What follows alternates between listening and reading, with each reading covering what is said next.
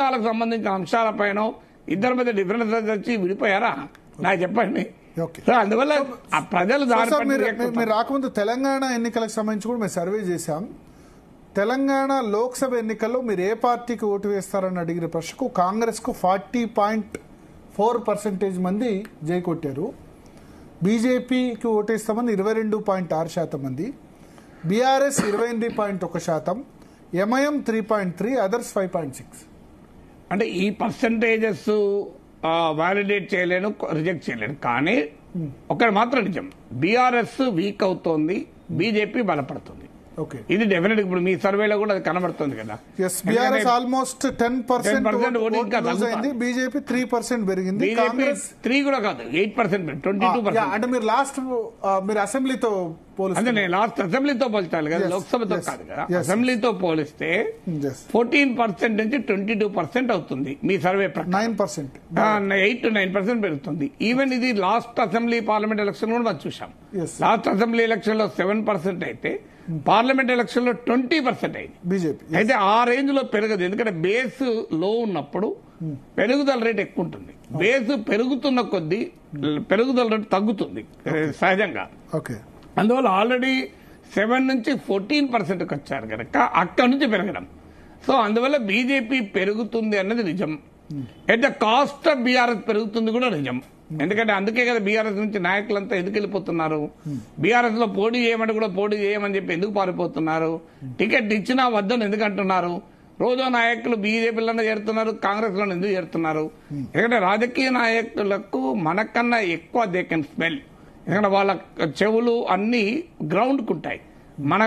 మనమన్నా air లో వింటాం, వాళ్ళు భూమి మీద పెట్టింటారు. అంటే రైలు వస్తుందా లేదా అని రైలు పట్టాల దగ్గర చేయి పెడితే 2-3 కిలోమీటర్ దూరం ఉండే రైలు శబ్దం కూడా తెలుస్తుంది మనకు. ఎందుకంటే ఆ పట్టాల ద్వారా ప్రసారం అవుతుంది సౌండ్ వేవ్స్. సో బయటికి మనకు దగ్గరికి వచ్చినా తెలుస్తాయి. సో అందువల్ల రాజకీయ నాయకులు ఈ మార్పులు వస్తున్నాయంటే వాట్ డస్ ఇట్ ఇండికేట్? మీకు ఈ ఇండికేషన్ క్లియర్ గా కనబడుతుంది. Most of the BRS vote is going to BR. అంటే ఎక్కువ ఓటు ఇప్పుడు మీరు చెప్పిన లెక్కల ప్రకారం కూడా కాంగ్రెస్ కు more or less 1.5% staying back కదా, ఒక 1% లెక్క కిందకి రాదు. ఇప్పటికిప్పుడు తెలంగాణ ప్రభుత్వం పైన తీవ్రమైన ప్రజా వ్యతిరేకత రావడానికి ఆస్కారం లేదు. ఎందుకంటే నేనే కాదు, ఈ మధ్య గుత్తా సుఖేందర్ రెడ్డి చెప్పాడు రేవంత్ ప్రభుత్వం పైన సంతృప్తి ఉంటుంది అన్నాడు. ఆయన చెప్పడానికి రాజకీయ కారణాలు ఉండొచ్చు. బట్ ఇప్పటికిప్పుడు తెలంగాణలో బీఆర్ఎస్ ఆశించిన స్థాయిలో కాంగ్రెస్ పట్ల తీవ్రమైన వ్యతిరేకత రావడానికి స్కోప్ లేదు. బీజేపీకి ఎందుకు పెరుగుతుందంటే not because of state factors, all India factors వల్ల మోడీ ప్రభావము, హిందుత్వ ప్రభావము, బీజేపీకి ఆల్రెడీ కొంత బేస్ ఉంది కనుక. ఆంధ్రప్రదేశ్ లో చాలా తక్కువ ఉండి తెలంగాణ ఉండడానికి కారణం ఏమంటారు? దానికి ఉత్తరప్రదేశ్ లో ఇంతకన్నా ఎక్కువ ఉంది కదా ఎక్కడైతే.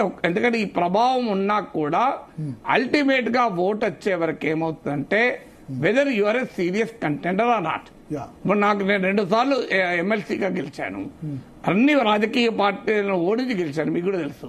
మొదటిసారి అయితే బీజేపీ, టీడీపీ, టీఆర్ఎస్ అందరినీ ఓడించాను. సెకండ్ టైం కూడా బీజేపీ ఓడించాను. మళ్ళీ నేను లోక్సభ ఎలక్షన్ లో పోటీ అయితే 12,000 వచ్చాయి. మొన్న రీసెంట్ గా 2 ఏళ్ల క్రితం ఎమ్మెల్సీ ఎలక్షన్ లో కూడా నాకు 58,000 ఓట్లు వచ్చాయి. కాంగ్రెస్, బీఆర్ఎస్, బీజేపీ తర్వాత నేనే.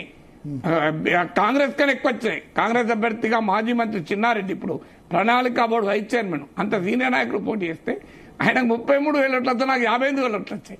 టీడీపీకి ఎల్రమణకి 5,000 ఓట్లు వచ్చాయి. మరి మామూలు ఓటింగ్ కాదు కదా నాకు ఎమ్మెల్సీగా. మరి ఎమ్మెల్సీగా 58,000 మంది ఓట్లేసి, అది కూడా బీఆర్ఎస్, బీజేపీ కేంద్రంలో ఉన్న అధికార పార్టీ, రాష్ట్రంలో అధికార పోటీ పడితే, అది మళ్ళీ లోక్సభ ఎలక్షన్స్కి వచ్చే వరకు నాకు 12,000 ఓట్లు వచ్చాయి. కారణం ఏంటి అంటే మనం ఎక్కడ సీరియస్ కంటెండర్ అనే ఫ్యాక్టర్. బట్ ఆంధ్రప్రదేశ్ లో బీజేపీ సీరియస్ కంటెండర్ కాదు కదా, తెలంగాణలో బీజేపీ సీరియస్ కంటెండర్ కొంత కనుక ఆ ఓటింగ్ కలిసి వస్తుంది. ఎప్పుడు కూడా మనం ఫీల్డ్ లోనే లేకపోతే మన బెనిఫిట్ రాదు కదా. ఒకసారి సీట్ చూద్దాం సార్. సీట్ చూస్తే తెలంగాణలో ఇప్పటికిప్పుడు లోక్సభ ఎన్నికలు జరిగితే కాంగ్రెస్ కు 9 సీట్లు, బీజేపీ 5, బీఆర్ఎస్ 2, ఎంఐఎం 1. అంటే మోర్ ఆర్ లెస్ చాలా ప్రిడిక్షన్స్ కూడా ఇదే చెప్తున్నాయి. నేను I don't speculate on numbers, ముందే చెప్పినట్లు. బట్ ట్రెండ్ అయితే చాలా క్లియర్ గా ఉంది. ఇప్పుడు మీరు ఓట్లు, సీట్లు ఏ ట్రెండ్ చూసినా దాదాపు అసెంబ్లీ ఎన్నికల ట్రెండ్ కనబడుతోంది. తేడా ఒక్కటి ఉంది, కాంగ్రెస్ పార్టీకి అసెంబ్లీ ఎన్నికల్లో కూడా నాకు గుర్తున్నంత వరకు 9 లోక్సభ సెగ్మెంట్ లో లీడ్ వచ్చింది. ఇప్పుడు మీ సర్వేలో కూడా 9 గెలుస్తారని వస్తుంది. ఓకే.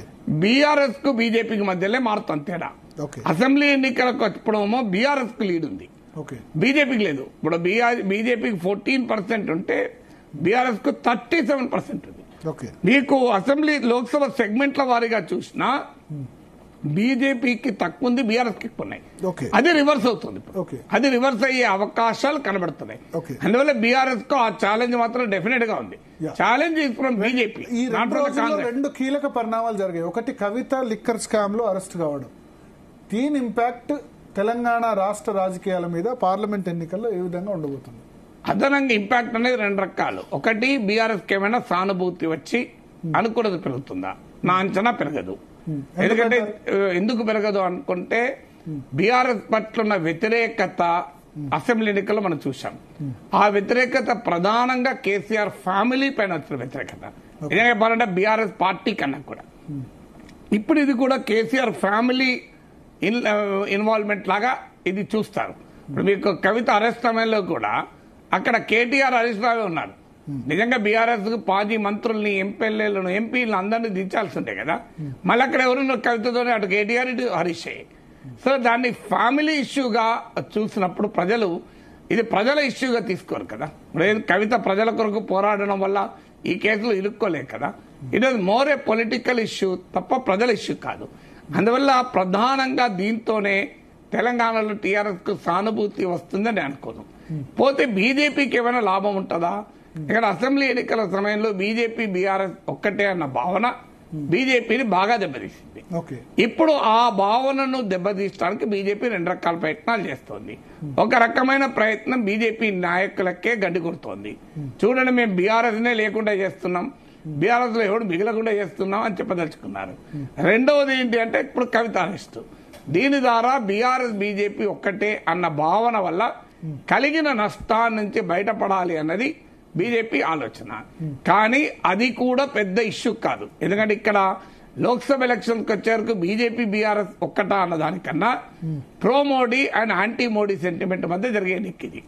సో అందువల్ల బీజేపీకి ఎందుకు పెరుగుతోంది?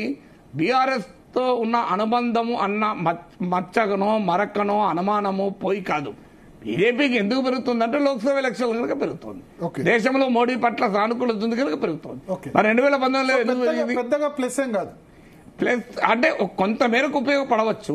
ఎందుకంటే బీఆర్ఎస్ ను వ్యతిరేకించే వారు, కాంగ్రెస్ పార్టీ పట్ల ఇష్టంగా ఓటు వేసిన వారు, అంటే ఇంకో మాకు మార్గం లేదు కేసీఆర్ ఓడించాలంటే అనుకున్న వాళ్ళు ఈసారి బీజేపీ.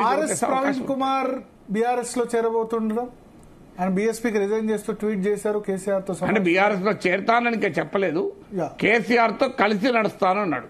కలిసి ఎలా నడుస్తాడో తెలియదు. తెలంగాణలో దానివల్ల ఏమన్నా ఆయన అనుచరులు లేకపోతే especially Dalit vote, Madiga vote ఏమైనా ట్రాన్స్ఫర్ అవుతుందా బీఆర్ఎస్ కి? మీకు ఆర్ఎస్ ప్రవీణ్ కుమార్ కున్న ఓటు ఏంటి? ఆయన ఒక దళిత బహుజన వాదానికి ప్రతీకగా ఆయన ఓటు. ఆయన ఉద్యోగంలో ఉన్న సమయంలో దళిత బిడ్డలకు, బహుజన బిడ్డలకు ఆయన చేసిన సేవల ఆధారంగా ఆయనకున్న గుర్తింపు. సో ఆయన గుర్తింపు అనేది it is not a transferable గుర్తింపు కాదు కదా. ఇప్పుడు నాగేశ్వరరావు మంచి విశ్లేషకుడు అని చెప్పి నా బావమరిదికి నేను దాన్ని ట్రాన్స్ఫర్ చేస్తానా? చేస్తే మా బావమరిదిని కూడా మీరు పిలిచి డిస్కషన్లో పిలుస్తారా? నాకు చెప్పండి. లేదా నా ఫ్రెండ్ ఒక ఆయన, లేదా నేను ఇంకో మిత్రునితో వచ్చి కలిసి నాదంతా ఈయన ట్రాన్స్ఫర్ చేసినా ఈయన కూడా విశ్లేషిస్తారని మీరు కూర్చొని పెడతారా లైవ్లా? అందువల్ల ఆర్ఎస్ ప్రవీణ్ కుమార్ కున్న ఐడెంటిటీ ఏంటి? ఆ identity essentially Dalit Bahujan identity. అది కేసీఆర్కి ఎట్లా ట్రాన్స్ఫర్ అవుతుందో చెప్పండి. సో కేసీఆర్ ట్రాన్స్ఫర్ అయ్యేదానికి స్కోప్ లేదు కదా అది. అందువల్ల అది ఆర్ఎస్ ప్రవీణ్ కుమార్ కి ఎక్స్క్లూజివ్ ఓట్ ఐడెంటిటీ అది. So that is not a transferable identity.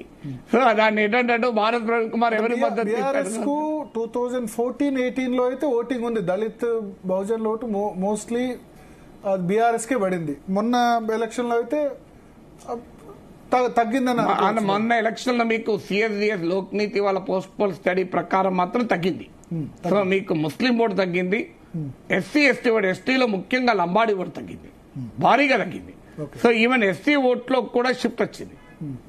మీకు ఇంక కొంత బీసీ ఓటు బీజేపీ గణనీయంగానే తీసుకుంది మొన్నటి ఎలక్షన్, అసెంబ్లీ ఎలక్షన్ లో. అందువల్ల ఆర్ఎస్ ప్రవీణ్ కుమార్ గా పోటీ చేసినప్పుడు ఆయనకున్న గుర్తింపు ఆయనకు ఓటేస్తాడు. That is an exclusive identity of RS Praveen Kumar. ఆయన పట్లున్న గౌరవము, ఆయన పట్టుకున్న అస్తిత్వానికి ఉన్న గౌరవం తప్ప అది కేసీఆర్ తో ఉన్న తర్వాత ఐడెంటిటీ ఎలా ఉంటది? సో రాంగ్ మూవ్ చేశారంటారా ఈ బీఎస్పీ అలయన్స్ బీఆర్ఎస్ తో వెళ్ళి? అలయన్స్ వేరు. మళ్ళీ అలయన్స్ అంటున్నామో మ్యూచువల్ ప్రయోజనాల కొరకు అలయన్స్ అని చూస్తారు. తప్ప దేశంలో ఆయన ఒక్కడే పెట్టుకోలేదు కదా అలయన్స్.